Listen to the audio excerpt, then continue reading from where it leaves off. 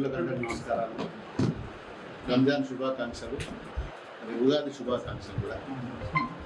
ముఖ్యంగా మొన్న జరిగిన అసెంబ్లీ సమావేశాల సందర్భంగా మరి నిజంగా దుబ్బాక నియోజకవర్గం గత ఎన్నో సంవత్సరాల నుంచి వెనుకబడ్డది వాస్తవం. మరి ఎన్ని ప్రభుత్వాలు వచ్చినా మరి గతంలో మా ప్రభుత్వం ఉన్నప్పుడు కూడా మరి సరైన నిధులు రాలేదు. ఇది జగమెరిగిన సత్యం. మరి మొన్న నియోజకవర్గానికి సంబంధించిన అన్ని మండలాలకు సంబంధించిన ఇష్యూస్ మీద నేను అసెంబ్లీలో కూడా ప్రస్తావన చేయడం జరిగింది. ముఖ్యంగా దుబ్బాక అంటేనే మరి ఒక మూడు ముక్కలాట. ముఖ్యంగా చెప్పాలంటే ఒక తీన్ పత్తాలు ఎక్కున్నది మాది. ఒక రెవెన్యూ డివిజన్ లేక నానా అవస్థలు పడుతున్నాం. మరి చేగుంట నార్సింగ్ మెదక్ జిల్లాలు ఉంటుంది. దానికి సంబంధించిన ఆర్డీఓ, ఒక ఆర్డీఓనేమో తూఫాన్లు ఉంటాడు, ఒక ఆర్డీఓనేమో రామాయంపేట ఉంటాడు, ఇంకొక ఆయనేమో మెదక్లు ఉంటాడు. ఎస్సీలు ఒక చేయాలా, డీలు ఒక చేయాలా, పంచాయతీరాజ్ ఒక చేయాలా, నియోజకవర్గం ఒక చేయాలి. నియోజకవర్గంలో కూడా మండలంలో కూడా మూడు ముక్కలు. ఒక నియోజకవర్గంలో నార్సింగ్ ఏమో దుబ్బాకలు ఉంటాయి, మరి దాని గ్రామాలేమో మెదక్లో వస్తాయి. మాకు ఉన్నాయి 4 గ్రామాలు. మరి దానికో మండలం, దాంట్లో కూడా 2 ముక్కలు. చేయకుంటే కూడా అదే పరిస్థితి. మెదక్లోనేమో నర్సాపూర్ కాన్స్టిట్యున్సీలో 4 గ్రామాలు ఉంటాయి చేగుంట మండలంలో.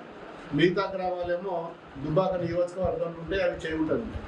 అంటే ఇట్లా చూసుకుంటూ పోతే మళ్ళీ పోతే అటు పోతే రాయపోలుకి వచ్చేమో ఆర్డీఓ పోతే గజ్వేల్కి వస్తాడు. పోలీస్ స్టేషన్ ఏమో మళ్ళీ బేగంపేట పోలీస్ స్టేషన్ గజ్వేల్ పోతాడు. మళ్ళీ ఇటు సైడ్ వస్తే మన మిడితోటి కానీ తోట కానీ దుబ్బాక కానీ ఈడ కూడా ఆర్డీఓ ఉన్నాడు, డిఎస్పీ ఉన్నాడు, ఆర్డీఓ వచ్చి సిద్దిపేట. ఇట్లా చూస్తే మొత్తం నియోజకవర్గంలో అంతా చెల్లా చెదురుగున్న నియోజకవర్గం. అసలు రాష్ట్రం లేదని ఉన్నది అంటే అది మొట్టమొదటి స్థానం ఉన్నది దుబ్బాకనే. మరి మొన్న చాలా ప్రస్తావన చేయడం జరిగింది. మాకు మల్లన్న సాగర్ అనేది మన ఎత్తు మీద మరి ఉండ, కానీ మా కింద నీళ్ళు దొరికాయి. దీపం కింద ఎట్లయితే చీకటి ఉంటుందో ఇలా మా పరిస్థితి కూడా అట్లే ఉంటుంది. మల్లన్న సాగర్ మా దాంట్లో ఉంటుంది, కానీ మాకు నీళ్ళు రావు. మా దగ్గరికి వెళ్ళిపోయే కాలువలేమో వేరే నియోజకవర్గాలు వేరే జిల్లాలకు పోతే హైదరాబాద్కు సాగునీరు పోతుంది, మాకు నీళ్ళు రావు. ఇక్కడ పంప్ హౌస్ మా దగ్గరనే ఉంటుంది, ల్యాండ్ అక్విజిషన్ మా దగ్గరనే ఉంటుంది, మరి ముంపు గ్రామాల బాధ్యతలు కూడా మా దగ్గరనే ఉంటుంది, మాకు నీళ్ళు రావు. ఇవన్నీ ఇష్యూస్ మీద కూడా మొన్న మేము అసెంబ్లీలో ప్రస్తావించడం జరిగింది. మరి ఇవన్నీ చాలా విషయాలు చాలా ప్రభుత్వానికి తెలియని విషయాలు ఇంకెన్నో ఉన్నాయి. మరి ఈరోజు గౌరవ ముఖ్యమంత్రి గారు రేవంత్ రెడ్డి గారిని కూడా నేను డైరెక్ట్ కూర్చొని 1 to 1 ఒక అర్ధగంట సేపు కూర్చొని సమస్యలన్నిటి మీద కూడా చెప్పడం జరిగింది. మరి ఆయన సానుకూలంగా స్పందించిండు. ఖచ్చితంగా నియోజకవర్గంలో నేను మీకు ఏం కావాలో మరి నేను నిధులు కానీ ఇంకా డెవలప్మెంట్కి సంబంధించిన ఇష్యూస్ మీద వస్తే ఖచ్చితంగా ఇస్తాను మాట ఇచ్చిండు. మరి ఇప్పటికైతే మరి స్కిల్ యూనివర్సిటీ అని ఒకటి, ఇంటిగ్రేటెడ్ హాస్టల్స్ మీద ఎడ్యుకేషన్ మీద కూడా 2 కొత్తగా స్కీమ్లు వచ్చినాయి. మరి దాంట్లో నాకు 2 కావాలంటే మరి ఇస్తా అని చెప్పి హామీ ఇచ్చిండు. మరి సీఎంఓ ఆఫీస్ నుంచి కూడా ఆదేశాలు కూడా, కలెక్టర్ ఆఫీస్ కూడా ల్యాండ్ ఎక్విజిషన్ కోసం కూడా మరి ఆదేశాలు కూడా జారీ చేయడం జరిగింది. నాకు ఒక 25 ఎకరాలేమో స్కిల్ యూనివర్సిటీకి, ఒక 20 ఎకరాలేమో మరి ఇంటిగ్రేటెడ్ హాస్టల్స్కు దాదాపు ఒక ఇంచుమించు ఒక 50 ఎకరాల ల్యాండ్ మరి అవసరం పడుతున్నది. మరి దానికోసం ఈరోజు మరి ఆర్డీఓ తోటి, ఎంఆర్ఓ తోటి, కలెక్టర్ గారితో మాట్లాడి దుబ్బాక పరిసర ప్రాంతాలన్నీ కావాలి, దుబ్బాక శివాలన్నీ కావాలని దుబ్బాక గ్రామానికి సంబంధించిన 4-5 సర్వే నెంబర్లు కూడా ఇవ్వడం జరిగింది, అసైన్మెంట్ ల్యాండ్. మరి దాన్ని కూడా పరిశీలించినాం. మరి మా గ్రామ సమీక్షంలో అందరూ కూడా మరి ఆ ఏరియా అయితే బాగుంటుందని చెప్పి మరి గ్రామస్తులు కూడా అందరు రికమెండేషన్ చేస్తున్నాం. మరి అది త్వరలోనే మరి దాన్ని ల్యాండ్ ఎక్విజిషన్ నోటీస్ ఇచ్చి మరి ఆ ప్రాంతంలో మరి స్కిల్ యూనివర్సిటీ సంబంధించిన కట్టాలని చెప్పి ఒక ప్రతిపాదన. మరి దీన్ని మాకు మాట ఇచ్చి శాంక్షన్ చేసినందుకు మా దుబ్బాక నియోజకవర్గం తరఫున గౌరవ ముఖ్యమంత్రి రేవంత్ రెడ్డి గారు కూడా ధన్యవాదాలు తెలుపుతున్నాం. మేము వాళ్ళ పని చేసిన వాళ్ళని గుర్తుపెట్టుకుంటాం.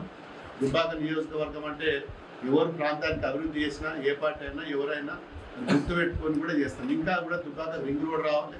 మరి ఔషపురం నుంచి దుబ్బాక నుంచి లక్షపేట వరకు మరి ఒక 35 కోట్లతో ప్రతిపాదన ఇచ్చిన దానికి కూడా మరి అది HEIM హమ్ స్కీమ్ కింద శాంక్షన్ ఇస్తా అని చెప్పి మాట ఇచ్చిండు.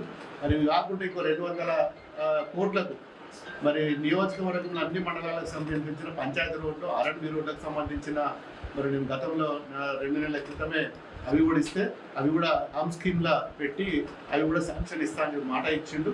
ఒకటి అంశపూర్ నుంచి ఇమీడియట్లీ ఇది స్టార్ట్ చేసుకోమని చెప్పి కూడా గౌరవ మన ఆర్ఎండ్బి మినిస్టర్ గారు కూడా ఆదేశాలు జారీ చేసిండు.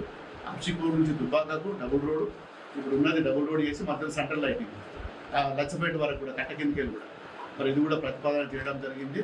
దీంతో పాటు మరి ముఖ్యంగా రోడ్లు ఒకటే కాదు, మాకు రింగ్ రోడ్ కూడా కావాలి. ఇరిగేషన్ సంబంధించిన మెయిన్ కాలువలు అనేది చదువుకున్నాం. గ్రామాలలో నీళ్లు రాక చెరువు నింపుకోవాలి, కుంటలు నింపుకోవాలి. మరి పిల్ల కాలువలు మరి సబ్ కెనాల్స్ కూడా కావాలంటే సబ్ కెనాల్స్ మీద ఆయనే స్వయంగా నేను రివ్యూ పెడతా అని చెప్పి నాకు మాట ఇచ్చిండు. మరి అంచెలంచెలుగా ఈ 2-3 మాసాలలో ఒకటి తర్వాత ఒకటి ఇవన్నిటి మీద కూడా నేను డిపార్ట్మెంట్ వైజ్గా రివ్యూలు పెట్టి ఖచ్చితంగా ఇప్పటి నుంచి నియోజకవర్గ అభివృద్ధి కోసం మరి మీ అందరి సహకారం మా నియోజకవర్గ మా రైతుల సహాయ సహకారాలతో మా దుబ్బాక పట్టణ మున్సిపల్లో ఉన్న మరి ప్రజల సహాయ సహకారాలతో మరి ఇవన్నీ కూడా అభివృద్ధి చేసుకుంటున్నాం. నేను ఒక్కటి చేస్తే కాదు, మీరు కూడా రావాలి, ముందుకు వచ్చి మరి అన్నింటిలో పార్టిసిపేట్ కావాలి, పాజిటివ్గా థింక్ చేయాలి. దీనిలో మళ్ళీ ఈ పార్టీ ఆ పార్టీ అని చెప్పి పుల్లలు పెడితే మరి చెడిపోతుంది. మనం ఇప్పటికే వెనుకబడ్డాం. గతంలో మరి బై ఎలక్షన్లో అప్పుడు బీజేపీ ఎమ్మెల్యే వచ్చి ఒక 3 సంవత్సరాలు లాస్ అయిపోయాను. మరి ఇప్పుడేమో ప్రభుత్వం కాంగ్రెస్ వచ్చింది, ఇప్పుడేమో నేనేమో బీఆర్ఎస్ నుంచి గెలిచిన. ఇవన్నీ ఇష్యూస్ ఉన్నాయి కాబట్టి దయచేసి పార్టీలకు అతీతంగా అభివృద్ధి కోసం ముందుకు వస్తే నేను ఖచ్చితంగా ఎవరి దగ్గరికైనా పోతా, ఏదైనా అభివృద్ధి తీసుకొని వస్తా. మరి నిజంగా కూడా ఇవాళ మరి మనకు ఈ ప్రాంతం అభివృద్ధి ముఖ్యం కాబట్టి మరి ఇన్ని నిధులు, చాలా నిధులు కావాలి మనకు. ఈ జిల్లాలోనే పూర్తిగా వెనుకబడ్డది దుబ్బాక. మరి దీని తర్వాత రెవెన్యూ డివిజన్ కూడా చేసుకోవాలి. రెవెన్యూ డివిజన్ అయినట్టయితే ఈ పక్కపొంటి మండలాలకు, పక్కపొంటి జిల్లాలకు, పక్క నియోజకవర్గాలకు సంబంధించిన గ్రామాలు ఏదైతే ఉన్నాయో అన్నీ కూడా దుబ్బాకలో ఒక హబ్బు లెక్క మరి అభివృద్ధి చేసుకోవచ్చు. రెవెన్యూ డివిజన్ అనేది చాలా కీలకమైనది. ఒక రెవెన్యూ డివిజన్ వస్తే దాంతో కూడా అన్ని డిపార్ట్మెంట్లు కూడా మరి సెంట్రలైజ్ అవుతాయి. ఉపయోగాల కూర్చొని పనులు చేసుకోవచ్చు. ఒకసారి రివ్యూ పెట్టుకుంటే అందరూ కూడా దుబ్బాకలో కూర్చుంటే అందరూ అధికారులు, అందరూ ఆర్టీఓలు వస్తారు, ఎంఆర్ఓలు వస్తారు, డిఎస్పీలు, పోలీస్ వ్యవస్థ కానీ, పంచాయతీరాజ్ వ్యవస్థ కానీ, ఆర్ఎండ్బి వ్యవస్థ కానీ, ఎడ్యుకేషన్ వ్యవస్థ కానీ, ఎలక్ట్రిసిటీ వ్యవస్థ కానీ ఒక హబ్బు కింద ఉంటుంది. అభివృద్ధికి చాలా దోహదపడుతుంది. ప్రతి అంశం ఇప్పుడు అన్ని వేరే నియోజకవర్గాల నుంచి, వేరే జిల్లాల నుంచి మరి ప్రాతినిధ్యం వహించిన అధికారులు మరి ఇక్కడ పనిచేయలేకపోతున్నారు. కాబట్టి ఖచ్చితంగా ఇంకా 3 సంవత్సరాలు ఉన్నది. మా నియోజకవర్గ పనులకు బెంగా ఉన్నది వాస్తవం. మరి అభివృద్ధికి దూరం అవుతున్నాం. మరి ఇక్కడ మొన్న గెలిచిందేమో మరి అధికారం ప్రతిపక్షంలో ఉన్నాం. మనం అభివృద్ధి అవుతుందో కాదో అన్నది ఖచ్చితంగా నిలదీద్దాం, కొట్లాడదాం. ప్రభుత్వంతో ఎక్కడికైనా పోదాం, ఏ ధర్నాకైనా సిద్ధం, రాత్రి వాళ్ళు కష్టపడదాం. మరి వీళ్ళందరూ కూడా సహకరించాలని చెప్పి నేను కోరుకుంటున్నాను. Thank you.